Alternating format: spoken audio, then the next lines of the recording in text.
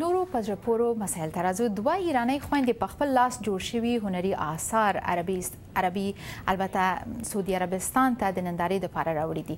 دا خویندې افسانه او مژده خالقي نومیږي. دوی د اویا څخه ډېرې هنري ټوټې په ریاض کې نندارې ته وړاندې کړي دي.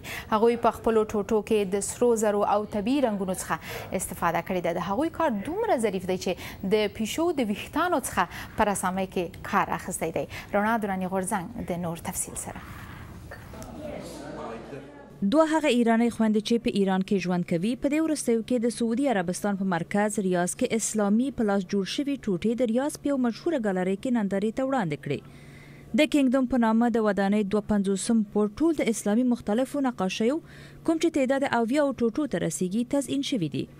دا رسامي شوي ټوټې د طلا او چوکاټونو لري چې د ګالرۍ ته نور هم ښکلا ورکړې ده. شیخ عبدالمؤمن الحکور چې د دې موزیم مسؤل یو عرب تجار دی داسې وایي: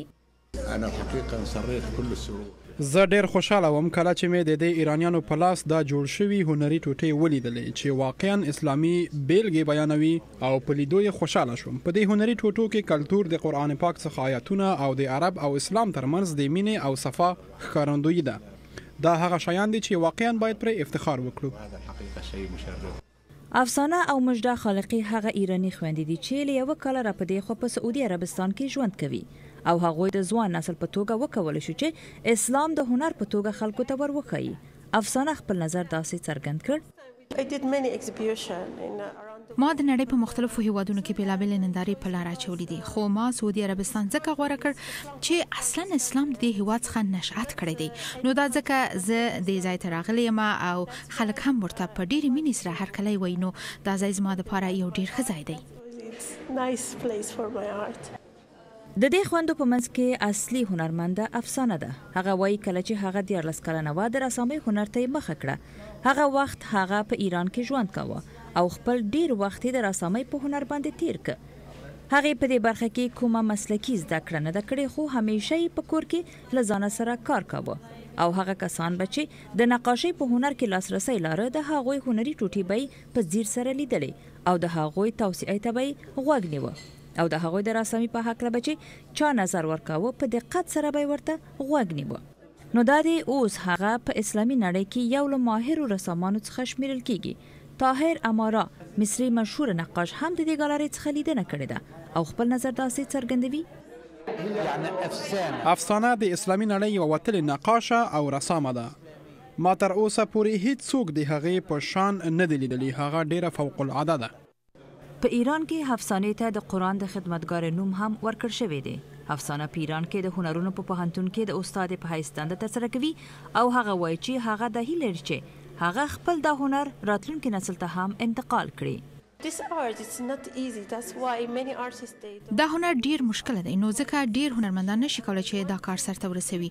نو دا یو ډیر فوق العاده هنر دی او زه غواړم چې همداسې یې وساتم ځکه دا هنر ماته د پخوا نه پاتې دی او نه غواړم چې خلک یې هیر کړي. زه غواړم چې زده کوونکو ته په دې لاره کې زده کړې ورکړم. په دې ګالرۍ کې مختلف هنري ټوټې موجود دي چې د هغوی قیمت هم د 333 امریکایي ډالر څخه نیولې بیا تر 22,000 امریکایي ډالرو پورې رسیږي. ولې د رسامۍ دا ټوټې قیمتي دي؟ ځکه چې د هغوی په جوړولو باندې ډیر وخت لګیږي. په ورځ کې 18 تر 20 ساعته پورې او بیا کله داسې ټوټې مشته چې په جوړولو کې د 15 څخه تر 6 میاشتو پورې لګیږي. دا هنر ډیر ظریف کاری لري او هر ټوټه یې ډیره دقیقه جوړیږي او پکې د طلا څخه استفاده کیږي. نو ځکه دا هنر یو فوق العاده هنر دی او واقعا ډیر عالی هنرونه ترې جوړیږي. دا خويندې هنرمندانې غواړي چې په راتلونکي کې خپل شخصي ګالرۍ پرانیزي ترڅو خپل هنر خلکو ته عرضه کړي. په پخوا کې هم هغوی خپل هنرونه په فرانسه، انګلستان، امریکا، اروپا، افریقا او اسیا کې نندارې ته وړاندې کړي دي.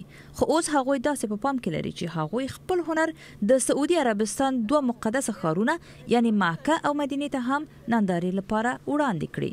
رنا دوراني غورځنګ، د امریکا غږ آشنا ټلویزیون، واشنگټن.